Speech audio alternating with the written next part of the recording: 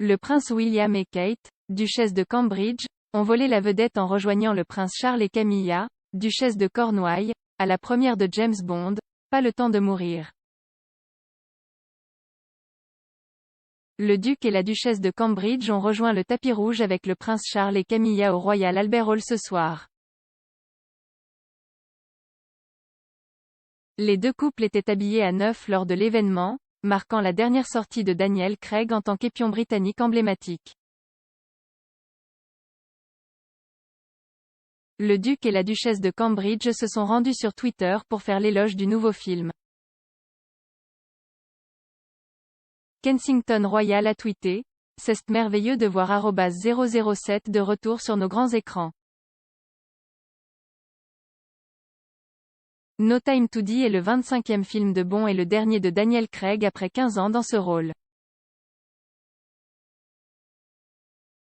Il présente le travail inspirant d'acteurs, de musiciens, de réalisateurs, de directeurs de la photographie et de tous ceux qui ont contribué à rendre le film si spécial. Charles, Camilla, William et Kate ont été accueillis par le Lord-lieutenant du Grand Londres, Sir Kenneth Oliza, et présentés aux producteurs du film, Michael G. Wilson et Barbara Broccoli. L'héritier du trône est patron du British Film Institute, tandis que son fils William est président de la British Academy of Film and Television Arts, BAFTA.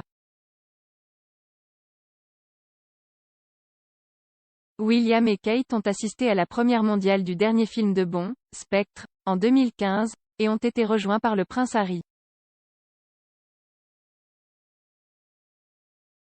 La sortie de Charles, Camilla, William et Kate risque d'être vue comme un signe de collaboration et de solidarité entre le futur roi et son fils aîné. Charles et Camilla ont assisté à la première mondiale du 23e film de Bond, Skyfall, en 2012. No Time to Die, le 25e film de Bond, a été retardé 3 fois depuis son créneau d'origine d'avril 2020, car les cinémas du monde entier ont été contraints de fermer leurs portes et d'imposer des restrictions de nombre d'audiences en raison de la pandémie. Le film Universal Pictures et MGM marque la 5e et dernière sortie de Craig en tant qu'agent secret britannique suave connu pour son amour des voitures rapides et des gadgets sympas, concluant un mandat de 15 ans qui a commencé avec Casino Royale en 2006. Craig a déclaré: « C'est un grand soulagement. C'était tellement important pour moi de venir il y a 1 an, je ne pensais pas que cela arriverait. » Lorsqu'on lui a demandé ce qu'il allait le plus manquer en jouant à 007, il a répondu: « Les gens. » Débutant son déploiement au cinéma cette semaine, il fait partie des films les plus attendus de cet automne.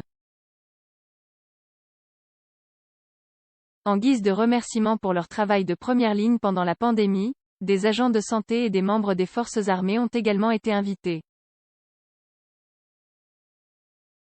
Craig reprendra son rôle de 007 pour la 5e et dernière fois, alors qu'un Bond à la retraite est invité à aider l'agent de la CIA et ami Felix Leiter à retrouver un scientifique enlevé, Waldo Obruchev. La recherche mène le couple au super méchant Safin, joué par le lauréat d'un Oscar Rami Malek, dont le plan dévastateur pourrait entraîner la mort de millions de personnes. Le casting de stars du film comprend également Naomi Harris, qui revient dans le rôle de Miss Moneypenny, Christoph Waltz qui reprend son rôle de cerveau du crime Blofeld et Léa Seydoux qui est la Bond girl Madeleine Swann. No Time to Die est également réalisé par Kari Joji Fukunaga, qui a écrit Beast of No Nation, acclamé par la critique, tandis que Phoebe Waller-Bridge de Fleabag faisait partie de l'équipe de scénaristes du film. Les performances de Craig en tant que James Bond ont été un énorme succès critique tandis que les spéculations vont bon train quant à savoir qui héritera du rôle de l'acteur né à Chester. Dans une interview avec Radio 1 la semaine dernière, Craig a offert des conseils très directs au prochain acteur de Bond. Il a souligné: « Ne sois pas idiot. » La star de 007, qui a hérité du personnage de Pierce Brosnan, a ajouté: Je voulais juste m'assurer de le laisser dans le meilleur endroit que je l'ai trouvé, c'est tout ce qui m'intéressait. Et je pense que tous ceux qui l'accepteront ressentiront la même chose parce que c'est important. C'est une énorme partie de l'histoire du cinéma et une énorme partie de l'histoire du cinéma britannique qui est une chose énorme.